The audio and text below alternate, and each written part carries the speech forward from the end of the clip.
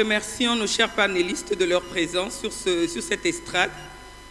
Je tiens aussi à remercier chacun des participants pour l'honneur de votre présence et l'attention que vous accorderez à nos discussions. Nous avons plus ou moins 35 minutes pour ce panel qui va porter sur le développement des chaînes de valeur agricole en RDC. Donc, je vais commencer par donner la parole à M. Victor Magnong. Monsieur Victor Magnong, vous êtes spécialiste en chaînes de valeur au sein de l'ITA. Quelles sont les priorités pour le développement de chaînes de valeur agricole en RDC? Quelle culture développer? Quelles techniques encourager et quelles modifications apporteriez-vous au cadre réglementaire? Merci beaucoup, madame, pour la parole. Permettez-moi d'abord de m'acquitter d'un devoir régalien, c'est celui de remercier son Excellence, Monsieur le ministre des Finances, qui a daigné inviter mon institution, l'ITA, Institut international d'agriculture tropicale, pour participer à cette éminente rencontre et être membre du panel de l'agriculture. Madame, merci beaucoup pour votre question. Je pense que, je suppose que beaucoup de participants dans cette salle connaissent ce qu'est l'ITA. Et donc, je ne vais pas m'attarder beaucoup là-dessus, mais brièvement, je voudrais dire tout simplement que c'est la plus grande institution internationale de recherche agronomique en Afrique et qui est présente dans plusieurs pays africains, y compris la RDC. Aussi, avant de répondre à votre question, je crois qu'il est important que nous puissions tous avoir la même compréhension de ce concept de chaîne de valeur agricole.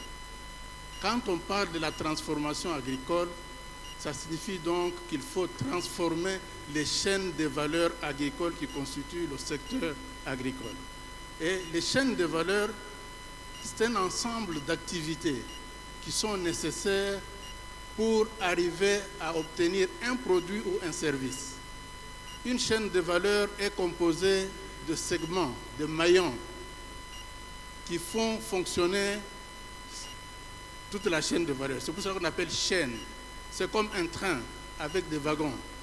Et donc, en agriculture, ça part de la conceptualisation même de programmes de transformation agricole. Ça passe par la production, la transformation, le stockage, la collecte. Ça passe par la consommation. Et donc, tous ces wagons-là du train, chaîne de valeur, doivent être pris en compte lorsqu'on élabore une stratégie de développement des chaînes de valeur. L'objectif final, c'est de transformer l'agriculture actuelle de subsistance dans notre pays, qui est une agriculture qui reste dominée par l'informel, en une agriculture commerciale, compétitive, productive et qui pourrait participer, comme l'espère le ministre des Finances, à cette assiette fiscale pour augmenter les contributions au niveau du budget de l'État. Maintenant, j'en arrive à votre question précise. Quelles sont les principales cultures? Votre question a trois composantes. En effet, oui. Je commence par les principales cultures. Culture à développer. Nous savons tous, le Congo, c'est un pays très vaste, avec des diversités agroécologiques, socio-culturelles et économiques. Donc, il n'y a pas une seule culture qu'on peut dire, c'est celle-là qu'on doit promouvoir dans le pays et ça va aboutir au développement des chaînes de valeur. On doit tenir compte de ces spécificités, des particularités sociologiques, agroécologiques, pour définir quelles sont les principales cultures qu'il faudrait promouvoir dans les chaînes de valeur. Actuellement, l'ITA, à l'appel du gouvernement de la République, est en train de mettre en œuvre l'agenda de transformation agricole qui est une initiative du chef de l'État. Et en commençant l'exécution, je veux dire l'implementation, l'exécution de ce programme, la première chose a été d'élaborer une stratégie et en tenant compte des différentes zones agroécologiques, nous avons défini 8 pôles de développement dans le pays, dans les discussions avec le ministère de l'Agriculture. Et dans les pôles de développement, nous avons défini quelles sont les principales cultures avec lesquelles on devrait commencer dans un premier temps. On en est arrivé à 6 cultures. Mais ces 6 cultures ne sont pas pratiquées dans tous les 8 pôles de développement. Par exemple, dans le pôle de développement du Kasaï, du Grand Kasaï, nous avons le maïs, le manioc et le soja. Et quand vous allez dans le pôle de développement de la Chopo, vous trouverez la banane et le manioc. Ok, et si nous comprenons bien, donc les développements les cultures à sélectionner dépendent des régions. Dépendent des régions, oui. Des avantages comparatifs de chaque région et des conditions socio-culturelles de ces régions-là. Okay. Maintenant, quelles sont les technologies qu'il faut promouvoir? Oui. Ici, je vais partir d'un exemple simple. Nous avons le paysan congolais qui produit le maïs. On a vu dans le rapport, le premier rapport, et la productivité au Congo, c'est 0,8 tonnes par hectare. Son homologue zambien produit le maïs et la productivité, c'est 4 tonnes par hectare. Si vous mettez ces deux agriculteurs sur un combat de ring pour la boxe, vous pouvez deviner qui va prendre la victoire. C'est comme ça que le Congo continue à importer le maïs de la Zambie. Et nous savons pourquoi la Zambie produit plus. Il faut un package, comme on dit en anglais, de technologies. Et ces technologies sont bien connues. Il ne faut pas réinventer la roue. Elles existent, il faut s'organiser. Ce que nous manquons chez nous, c'est l'organisation pour que toutes ces technologies puissent arriver au destinataire principal qui est le petit paysan. N'oublions pas que la pauvreté est élevée dans le pays. Elle est encore plus élevée en milieu rural qu'en milieu urbain. Pourquoi? Parce que c'est l'agriculture qui est la principale activité. Donc si on ne modernise pas l'agriculture dans le milieu rural avec de nouveaux packages technologiques, donc on ne va pas arriver à transformer les chaînes de valeur. Il faut aussi réduire les pertes de stockage, il faudrait transformer, il faudrait transporter des bassins de production vers les lieux de consommation. Il y a une série d'activités qui doivent être menées pour arriver, n'est-ce pas, à développer les chaînes de valeur agricoles. Merci beaucoup, M. Mayong. Ma deuxième question est pour M. Kalampinga. Monsieur Kala, vous êtes président de la commission agriculture et forêt auprès de la FEC. Quels sont, selon vous, les obstacles identifiés par le secteur privé dans la réalisation du potentiel agricole de la RDC? Et de quel œil percevez-vous la dynamique donnée par les autorités pour développer les chaînes de valeur agricoles en RDC? Comment, selon vous, les autorités peuvent-elles s'impliquer davantage et aider les acteurs industriels majeurs dans le secteur agricole? Merci, madame. Je remercie le ministère des Finances, le ministère de l'Agriculture et l'audience pour avoir organisé cet événement.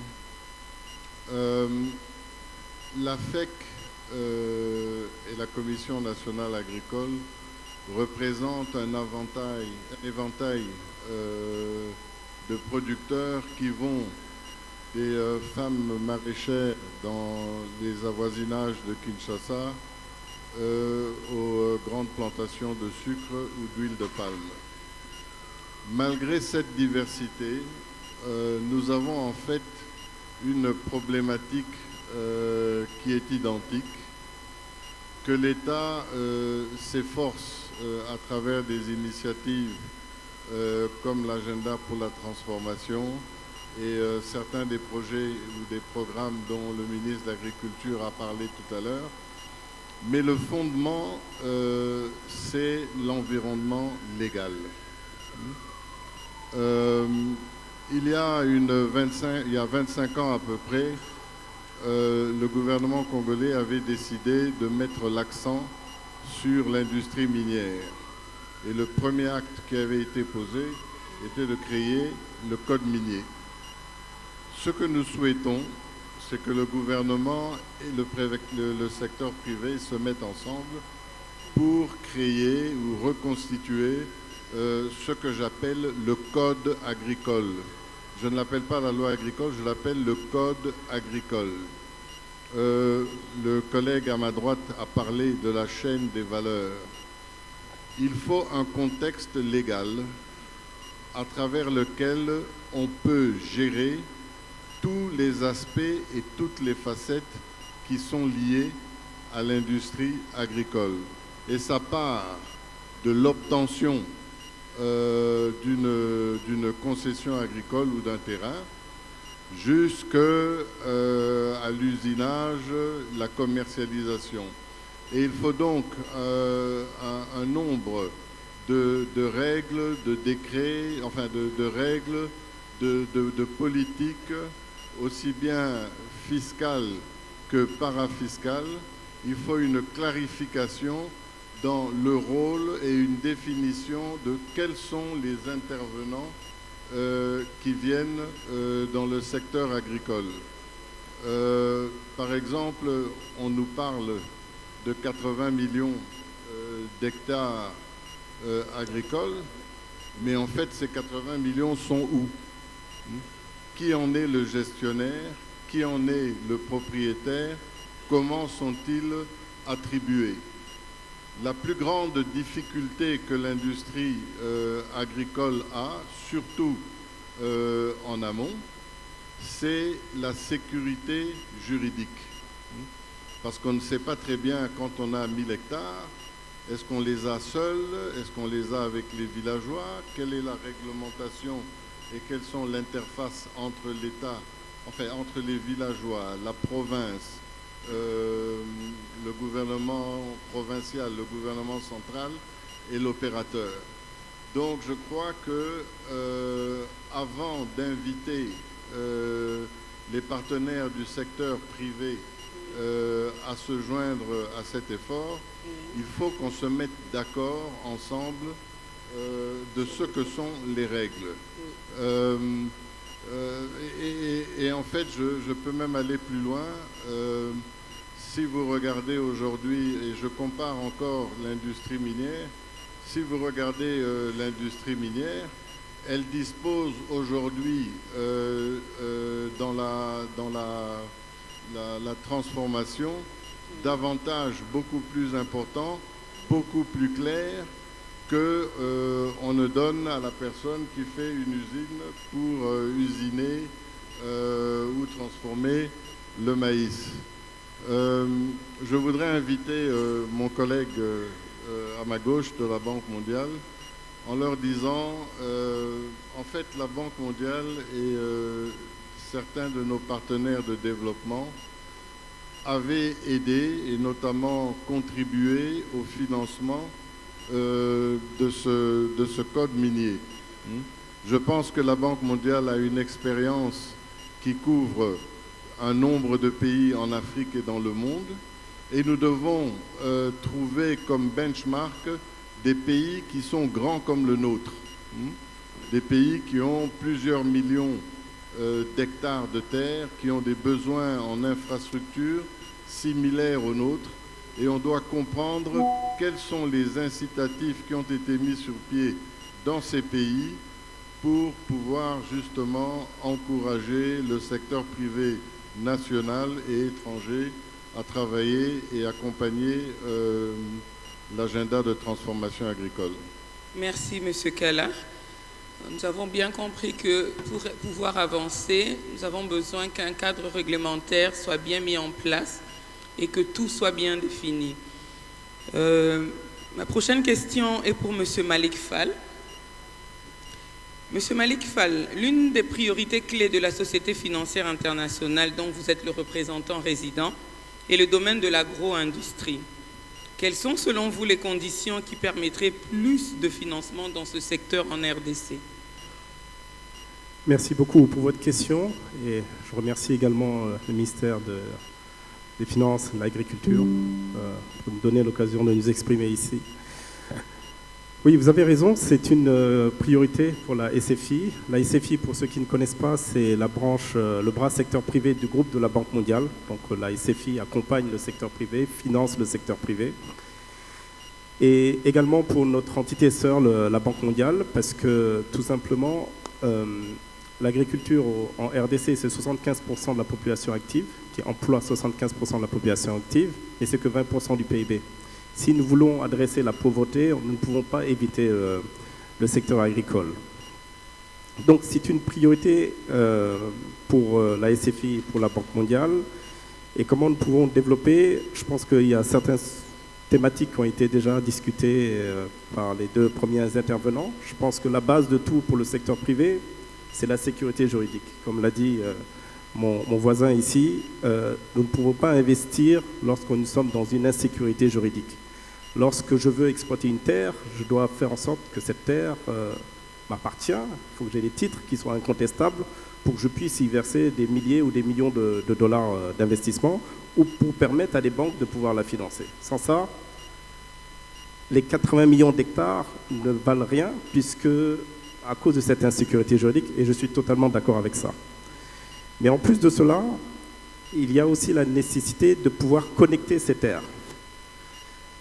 Une terre qui n'est pas connectée au marché, elle ne vaut rien également. Il faudrait qu'on puisse produire et vendre. Et pour vendre, il faut transporter la marchandise. Donc il faut connecter avec les voies routières, ferroviaires, fluviales, qu'il faut développer. Également, pour donner de la valeur au produit, il faut la transformer. Pour la transformer, il faut de l'électricité. Il faut connecter également au secteur de l'électricité. Il faut connecter également au secteur des télécoms pour permettre aux fermiers de pouvoir savoir où vendre, quand vendre et quoi vendre, sur quel marché. Mais tout cela pour dire quoi? Pour dire que le secteur de l'agriculture ne doit pas être vu comme un secteur isolé. C'est un secteur qui agrège plusieurs autres secteurs. Il faut que les plans de développement de transport, d'énergie, des télécoms soient pensés de façon cohérente afin de créer les conditions pour pouvoir produire à bas coût, transporter à bas coût et vendre à des conditions plus compétitives. Et ça, c'est le maître mot, c'est la coordination des actions du gouvernement, mais également des bailleurs de fonds qui accompagnent le gouvernement dans leur développement.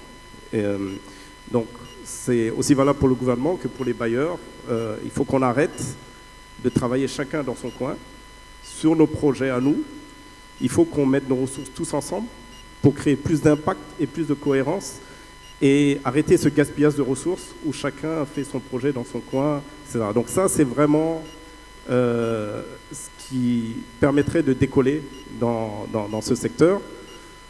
Et je pense que sur ce côté-là, les choses avancent bien. Nous avons ici, dans la communauté des bailleurs, une communication qui devient de plus en plus fluide avec l'ensemble des bailleurs. Nous avons par exemple la Proparco qui est ici, qui a créé un peu ce dialogue entre les différents bailleurs.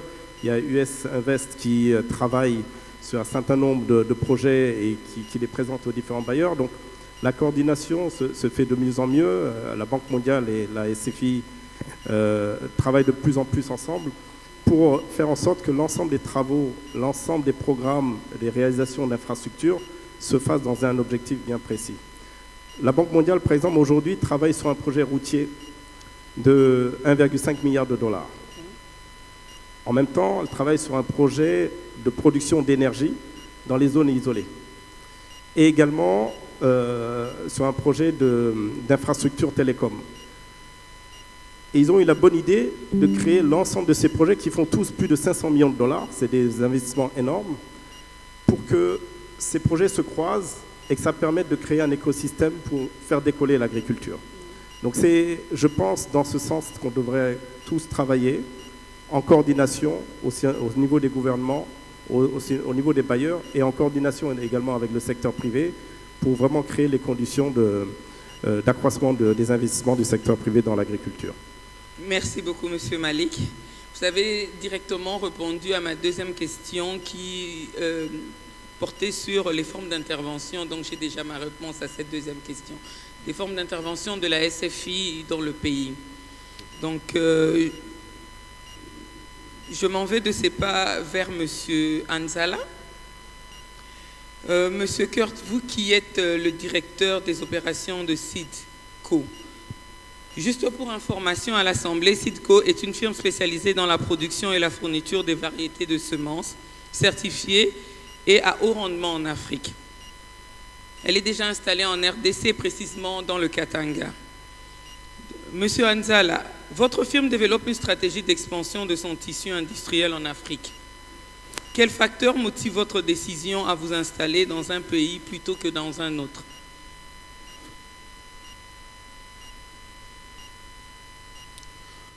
Thank you, moderator. And I would like to take this opportunity also to thank the organizers of this conference. Coming to the question, Madam Moderator, what factors do we consider to settle in one country and not the other?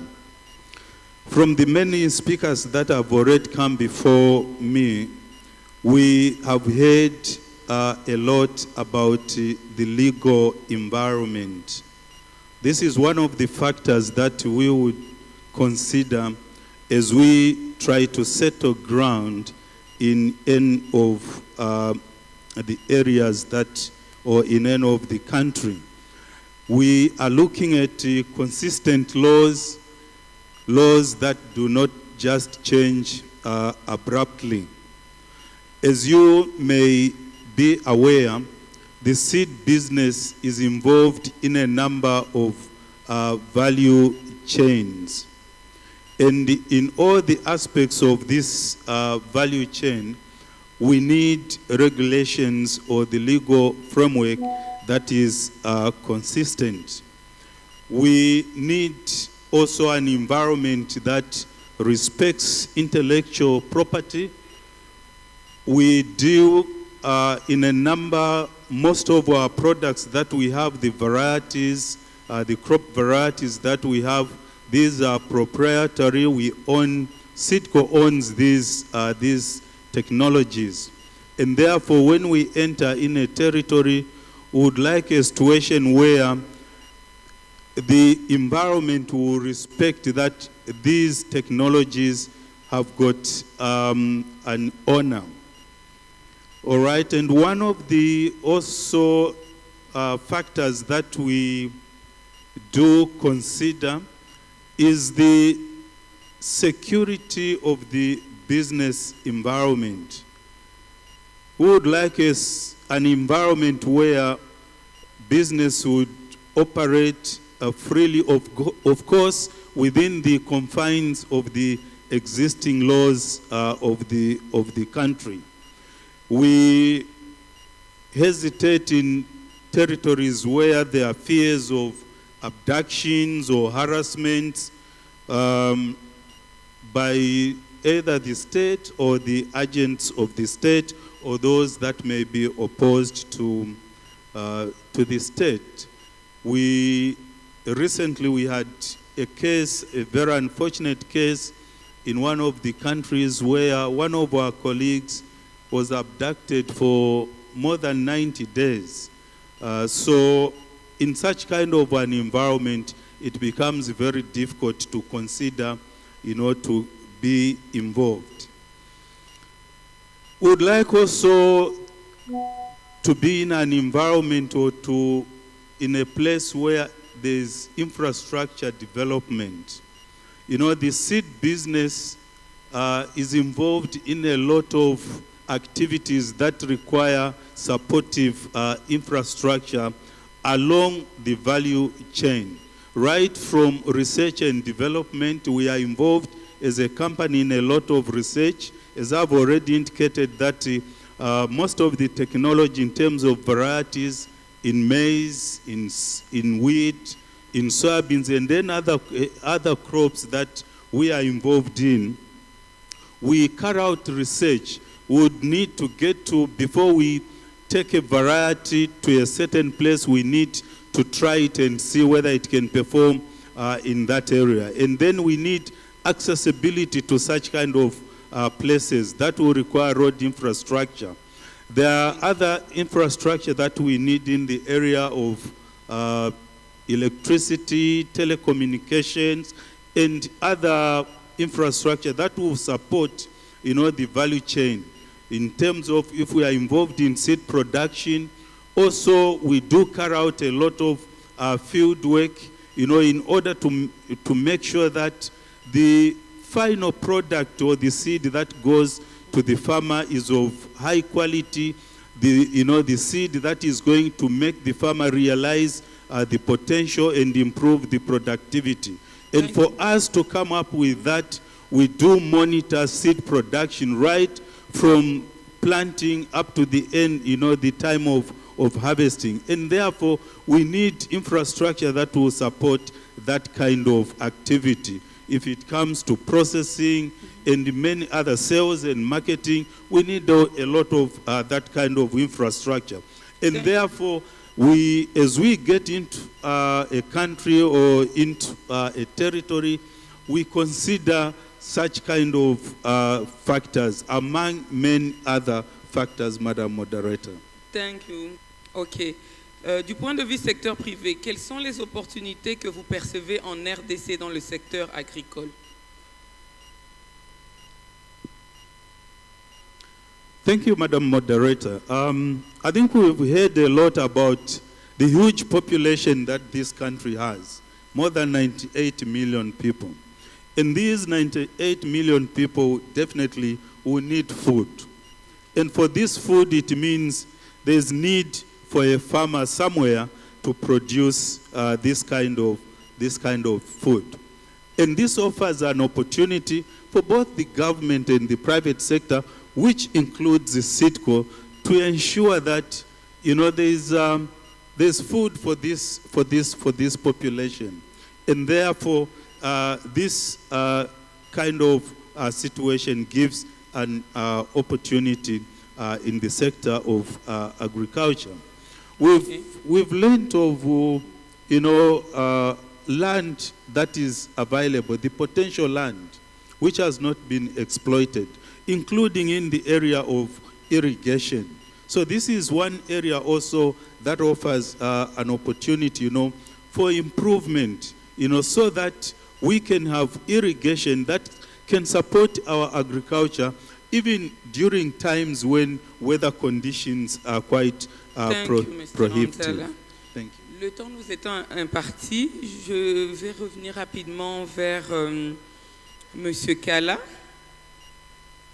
Monsieur Kala, l'agriculture rencontre des problèmes de l'aménuisement de la couverture forestière du pays. Pensez-vous que ce constat n'est pas de nature à mettre à mal le développement des chaînes de valeur agricoles? Merci beaucoup. La protection de l'environnement, la conservation est en fait au cœur du développement agricole. Aucun des organismes de financement internationaux ne viendra investir sans avoir des programmes ou des garanties quant à la protection de l'environnement. Mais en parlant de la foresterie en particulier, moi je ne pense pas que c'est un problème ici au Congo. Le ministère de l'Agriculture et le ministère des Affaires foncières ont fait un inventaire qui liste, Monsieur le ministre, vous pouvez me corriger si je me trompe, plus de 1000 fermes, exploitations qui sont abandonnées depuis plus de 60 ans. Et si je me rappelle bien, ces 1000 fermes représentent un peu plus d'1 million d'hectares.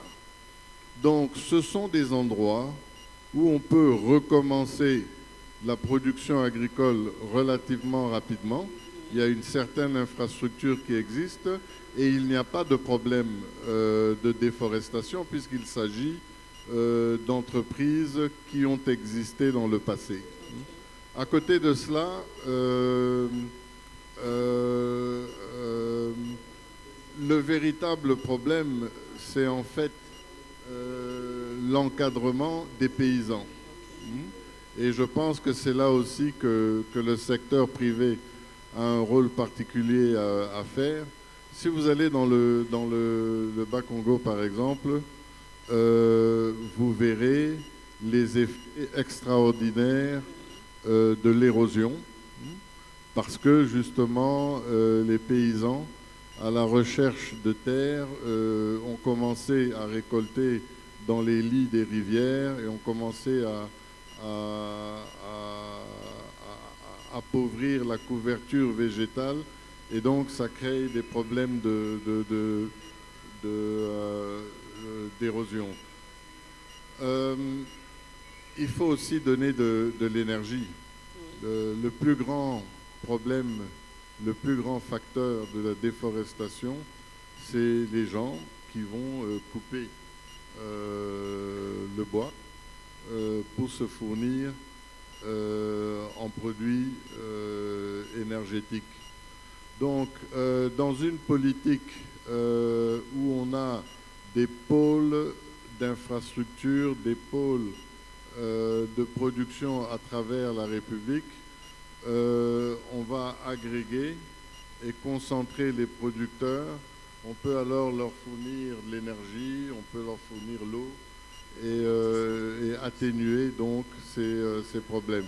Mais les terres existent et elles sont connues. Merci, M. Kallard. Pour clore, j'aurais une petite question pour M. Fall. Pourriez-vous nous donner un exemple d'une initiative réussie de développement de filières agricoles en Afrique menée par la Société financière internationale? Merci pour votre question. Écoutez, nous avons pas mal d'exemples. Le secteur agricole est quand même, pour la SFI, ça représente un portefeuille d'investissement de 4 milliards de dollars. 4 milliards de dollars pour le monde, mais uniquement 12% en Afrique. C'est beaucoup et pas assez, puisque ce niveau d'investissement est bien inférieur au potentiel de ce que représente l'Afrique, et notamment en DRC. DRC, nous avons également un portefeuille qui n'est pas à la mesure du potentiel du pays, mais nous y travaillons. Nous travaillons à avoir un engagement assez compréhensif dans le secteur. Nous avons décidé d'avoir une approche focus sur des chaînes de valeur clés pour le Congo, le manioc et le maïs. Le maïs, pourquoi? Parce que, comme vous le savez, c'est une production aujourd'hui de 2 millions de tonnes au Congo pour une demande de 12 millions de tonnes. C'est les pays voisins qui profitent du marché du Congo aujourd'hui. Et le Congo n'est pas compétitif parce que sa productivité et ses rendements sont faibles, parce qu'il n'y a pas assez d'engrais, d'utilisation d'engrais, c'est pas assez mécanisé. Et donc si aujourd'hui le Congo veut être un champion de l'agriculture, il lui faut au moins avoir une industrie d'engrais digne de ce nom, ce qui n'est pas le cas aujourd'hui. Donc il y a un potentiel qui est là, c'est faisable, il faut, je pense, s'organiser. Maintenant, qu'est-ce qu'a fait la SFI dans d'autres pays? On a eu pas mal, je pense qu'on a eu des expériences assez intéressantes. J'étais moi-même dans l'équipe d'investissement agribusiness de la SFI, basée à Abidjan. J'ai eu à travailler sur un certain nombre de projets, nous avons développé des chaînes de valeur. Je vous donnerai un exemple, le Mali. Nous avons travaillé au Mali dans le secteur du karité. Lorsque vous entendez karité, vous pensez cosmétique. Mais ce qu'on ne sait pas, c'est que le karité, 90% du marché, c'est l'agro-industrie. C'est la chocolaterie. C'est un cocoa butter équivalent. Ça remplace le beurre de cacao. Le Mali est le deuxième producteur mondial de karité. Premier exportateur mondial de karité après le Nigeria. Pas une seule industrie dans le pays. Tout est exporté en matière brute ou bien consommé de façon artisanale. Pas une industrie, ce qui est une anomalie pour un pays qui est aussi important dans ce secteur. Nous avons travaillé avec la Banque mondiale, mais également avec la USAID, avec la FAO, avec l'ONU Femmes, pour reconfigurer le secteur, la réorganiser, pour créer les conditions de mettre en place une industrie de transformation qui transformerait les noix de karité en beurre de karité pour l'exporter sur les marchés internationaux. C'était un défi qui n'était pas simple, puisque c'est un secteur qui est très exigeant en termes de qualité. Et tout le monde pensait que le Mali ne pouvait pas respecter ces critères de qualité. C'est ce qu'on m'a dit, mais il ne fallait pas me dire ça. J'ai dit on va le faire, et on l'a fait avec des Maliens. Okay. On a réorganisé le secteur avec la Banque mondiale. Ils ont mis 30 millions de dollars pour réhabiliter un certain nombre de routes, pour permettre l'accès des zones de production à l'usine. Ils ont mis en place des entrepôts de stockage, parce que le karité, il faut bien le stocker. Et nous avons travaillé avec les Maliens à mettre en place l'usine, mais surtout à sécuriser le marché. Ce qu'on pense, c'est que dans le secteur agricole, le plus important, c'est l'usine, ce n'est pas le plus important. Et c'est d'ailleurs le plus simple, parce que la technologie dans le secteur agricole est la plus simple. Tout pays qui veut s'industrialiser va commencer par l'agriculture parce qu'elle est la plus facile à s'approprier. Ce qui est le plus compliqué et le plus difficile, c'est de s'assurer, sécuriser les approvisionnements de matières premières, en coût, en qualité et en délai. Et c'est sur ça qu'on a travaillé pendant 2 ans avec la Banque mondiale. Et la deuxième chose qui est difficile, c'est de sécuriser des marchés. Dans le karité, il y a 3 acheteurs dans le monde. Vous n'avez pas ces 3 acheteurs, vous êtes morts. Ok. Et donc, on est parti les rencontrer et on a convaincu le numéro 2 mondial à venir nous accompagner dans le projet. Aujourd'hui, le Mali est l'un des plus gros exportateurs de beurre de karité et la meilleure qualité de karité selon les dires de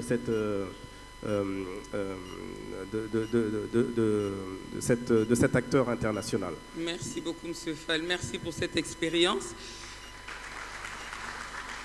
Nous remercions tous nos panélistes et surtout vous, M. Fall, pour avoir fait le déplacement malgré la fête musulmane. En tout cas, et puis Eid Moubarak à vous.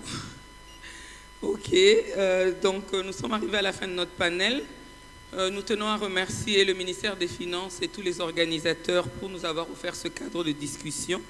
En effet, comme nous le savons tous, l'agriculture est un pilier important de développement de notre économie, tant en termes de diversification qu'en tant que moteur du dit développement qu'elle peut constituer en elle-même. Et il serait difficile de concrétiser une stratégie de développement agricole sans le développement des chaînes de valeur, sans encadrement et sans financement adéquat. Merci encore à tous. Merci pour votre attention.